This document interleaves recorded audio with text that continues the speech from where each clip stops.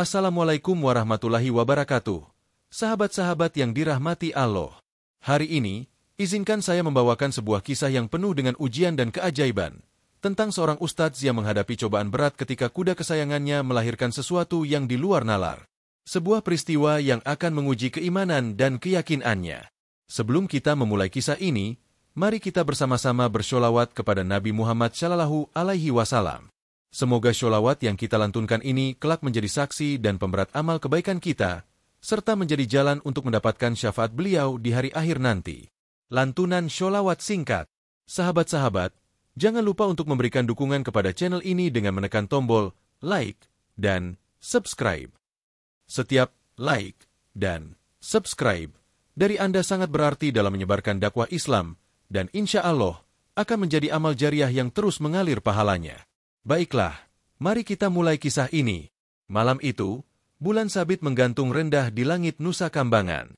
Cahayanya yang pucat mempertegas bayangan menakutkan di balik tembok penjara. Di dalam sel yang lembab, 3 narapidana, Joko, Budi, dan Surya, merencanakan pelarian mereka. Mereka tahu, Nusa Kambangan bukan penjara biasa. Pulau itu dikelilingi hutan lebat dan laut ganas, tetapi tekad mereka untuk bebas lebih besar daripada rasa takut. Joko, otak di balik rencana itu, telah mempelajari setiap sudut pulau. Dia tahu ada terowongan tua yang konon dibangun pada zaman penjajahan yang mengarah ke sisi lain pulau. Terowongan itu sempit dan gelap, tetapi itu satu-satunya harapan mereka. Tengah malam, mereka mulai bergerak. Dengan hati-hati, mereka menyelinap keluar sel, menghindari patroli sipir yang berjaga. Mereka berhasil mencapai pintu masuk terowongan, sebuah lubang kecil yang tersembunyi di balik semak-semak. Terowongan itu gelap gulita, hanya diterangi oleh senter kecil yang dibawa Joko. Udara pengap dan lembab, bau tanah dan lumut menusuk hidung. Mereka merangkak perlahan, suara langkah kaki mereka bergema di dinding terowongan. Tiba-tiba, Budi berhenti. "Kalian dengar itu?" bisiknya. Mereka semua terdiam. Suara aneh terdengar dari dalam kegelapan, seperti suara gesekan benda keras di dinding. Suara itu semakin dekat, membuat bulu kuduk mereka meremang. "Mungkin tikus," kata Surya, mencoba menenangkan diri. Tetapi Joko menggeleng. "Tidak, itu bukan tikus. Suara itu berbeda." Mereka melanjutkan perjalanan, tetapi suara itu terus mengikuti mereka, semakin dekat. Semakin dalam mereka masuk ke terowongan, semakin kuat suara itu. Mereka mulai merasa ada sesuatu yang tidak beres. Tiba-tiba, senter Joko mati. Kegelapan total menyelimuti mereka. Suara itu semakin dekat, seperti napas berat di belakang telinga mereka. Mereka meraba-raba dalam kegelapan, mencoba menemukan jalan keluar. "Kita harus keluar dari sini," teriak Budi panik. Mereka berlari dalam kegelapan. Suara itu terus mengejar mereka. Mereka tidak tahu apa yang mengejar mereka, tetapi mereka tahu itu bukan sesuatu yang baik. Akhirnya, mereka melihat cahaya di ujung terowongan. Mereka berlari sekuat tenaga, tetapi suara itu semakin dekat, seperti tangan tak terlihat yang mencoba meraih mereka. Mereka bersembunyi di dalam gua, jantung mereka berdebar kencang. Suara langkah kaki itu semakin dekat, dan mereka bisa mendengar suara napas berat, seperti binatang buas yang mengendus-endus. "Apa itu?" bisik Surya, suaranya bergetar. "Aku tidak tahu," jawab Joko, matanya menatap kegelapan di luar gua. "Tapi apapun itu bukan manusia." Mereka berdiam diri, menahan napas, berharap apapun itu akan pergi. Tetapi suara itu terus mendekat, dan mereka bisa mendengar suara gesekan di dinding gua, seperti cakar yang menggaruk batu. Tiba-tiba, suara itu berhenti. Mereka terdiam, menunggu dengan tegang. Kemudian, mereka mendengar suara mendengus, diikuti dengan suara gemerisik daun-daun kering. "Itu ada di luar," bisik Joko. "Kita harus pergi." Mereka perlahan-lahan merangkak keluar dari gua, berhati-hati agar tidak membuat suara. Mereka melihat sekeliling, tetapi tidak ada apapun di sana. Hanya kegelapan dan pepohonan yang menjulang tinggi. "Mungkin itu hanya binatang liar," kata Surya, mencoba meyakinkan diri sendiri. Tetapi Joko menggeleng. "Tidak. Itu bukan binatang biasa. Aku bisa merasakannya. Ada sesuatu yang jahat di hutan ini." Mereka terus berjalan, tetapi mereka tidak bisa menghilangkan perasaan bahwa mereka sedang diawasi. Setiap suara kecil membuat mereka melompat, dan setiap bayangan membuat mereka bergidik. Mereka akhirnya mencapai pantai, tetapi perahu mereka hilang. Mereka panik, tidak tahu harus berbuat apa. Mereka tahu, mereka tidak bisa kembali ke penjara, tetapi mereka juga tidak bisa tinggal di pulau ini. Kita harus mencari tempat berlindung, kata Joko. Kita tidak bisa tinggal di sini sepanjang malam. Mereka menemukan sebuah gubuk tua yang tersembunyi di balik pepohonan. Gubuk itu reot dan berdebu, tetapi itu lebih baik daripada tidak sama sekali.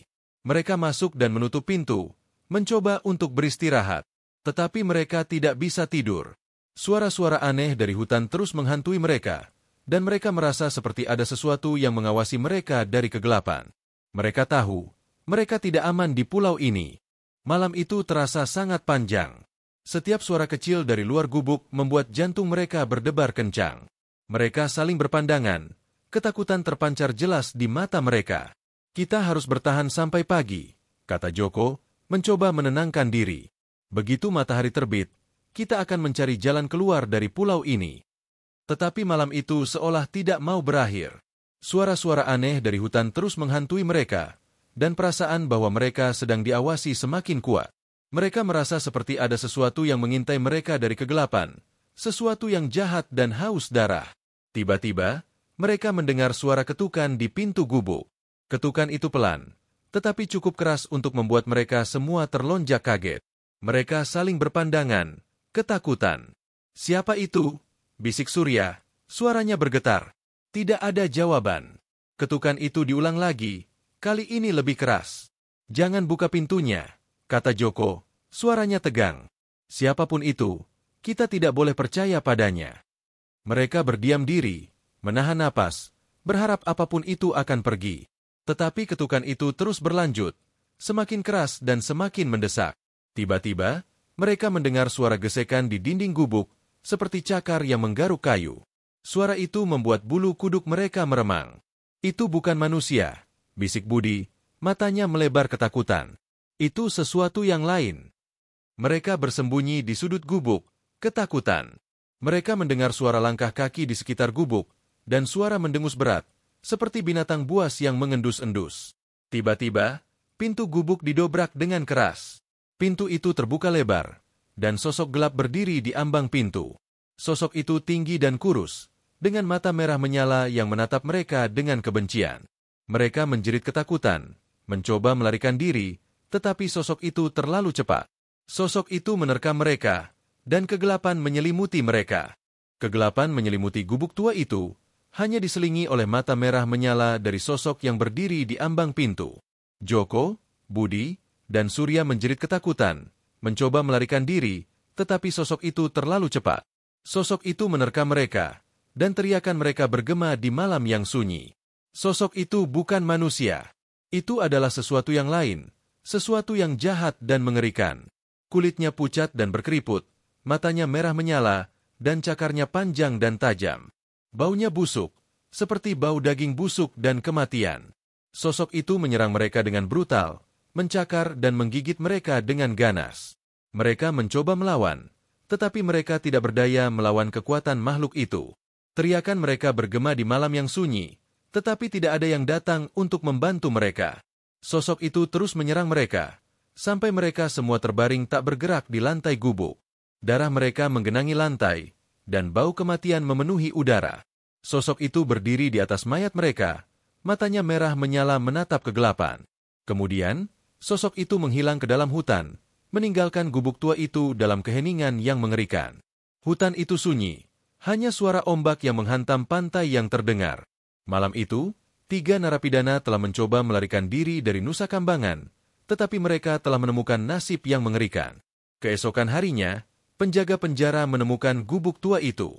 Mereka menemukan mayat Joko, Budi, dan Surya terbaring di lantai dalam genangan darah mereka sendiri.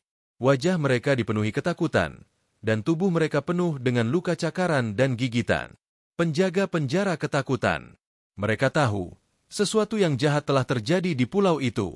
Mereka tahu, Nusa Kambangan bukan hanya penjara, tetapi juga tempat di mana hal-hal mengerikan bersembunyi di balik kegelapan. Mereka membawa mayat-mayat itu kembali ke penjara, dan mereka mengunci pintu gerbang dengan rapat. Mereka tahu, mereka tidak aman di pulau ini. Mereka tahu, sosok itu masih berkeliaran di hutan, menunggu mangsa berikutnya. Berita tentang kematian 3 narapidana itu menyebar dengan cepat di seluruh penjara. Para narapidana ketakutan, dan para penjaga penjara pun tidak kalah takutnya. Mereka tahu, ada sesuatu yang jahat di pulau itu, sesuatu yang tidak bisa mereka pahami.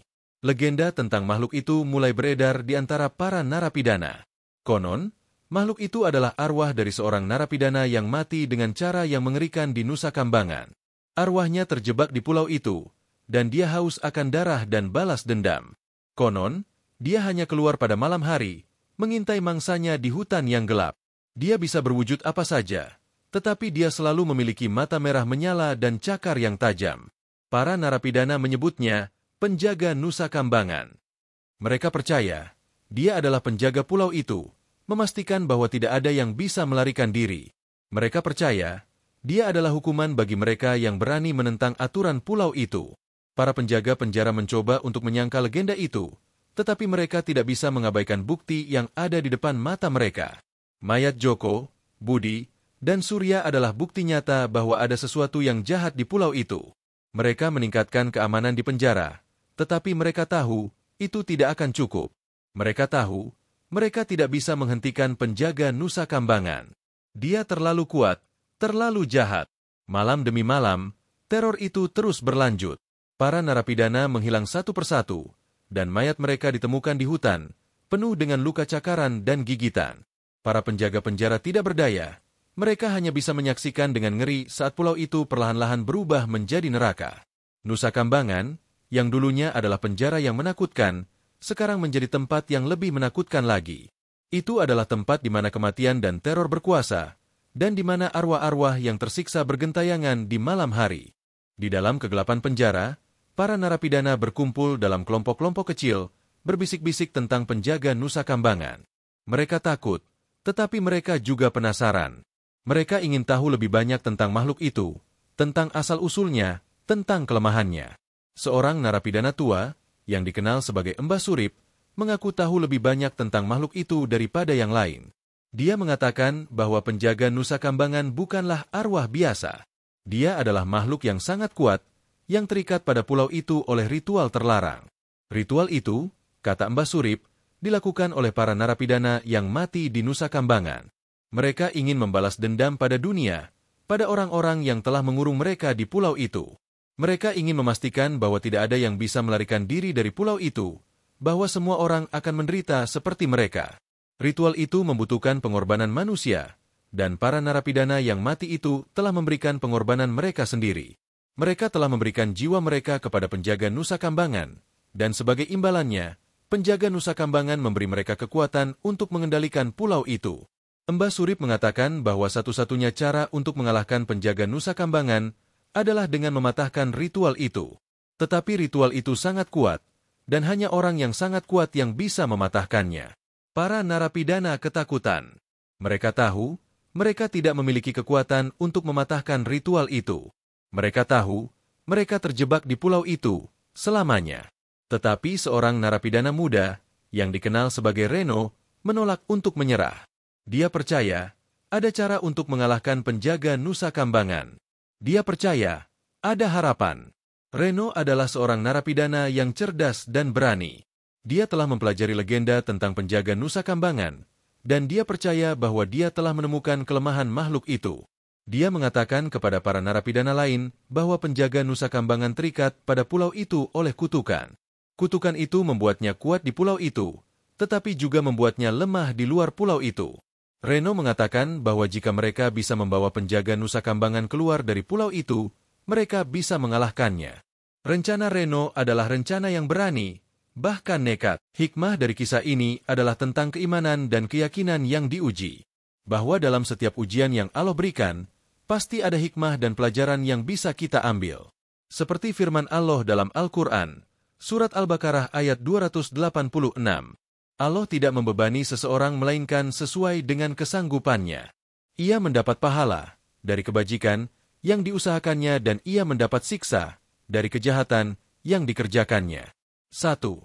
Mereka berdoa, "Ya Tuhan kami, janganlah Engkau hukum kami jika kami lupa atau kami tersalah." Ya Tuhan kami, janganlah Engkau bebankan kepada kami beban yang berat sebagaimana Engkau bebankan kepada orang-orang sebelum kami. Ya Tuhan kami, janganlah Engkau pikulkan kepada kami apa yang tak sanggup kami memikulnya. Beri maaflah dua kami, ampunilah kami, dan rahmatilah kami. Engkaulah penolong kami, maka tolonglah kami terhadap kaum yang kafir. Quran Surah Al-Baqarah 286, ayat 3. Kisah ini adalah fiktif belaka, yang dibuat menyerupai kenyataan, semata-mata untuk diambil hikmah dan pelajarannya. Semoga kita semua bisa mengambil pelajaran dari kisah ini, dan senantiasa meningkatkan keimanan dan ketakwaan kita kepada Allah. Terima kasih telah menyimak kisah ini. Jika sahabat-sahabat menyukai cerita ini, jangan lupa untuk memberikan like, subscribe, dan tuliskan komentar Anda di bawah. Semoga kita semua senantiasa dalam lindungan Allah.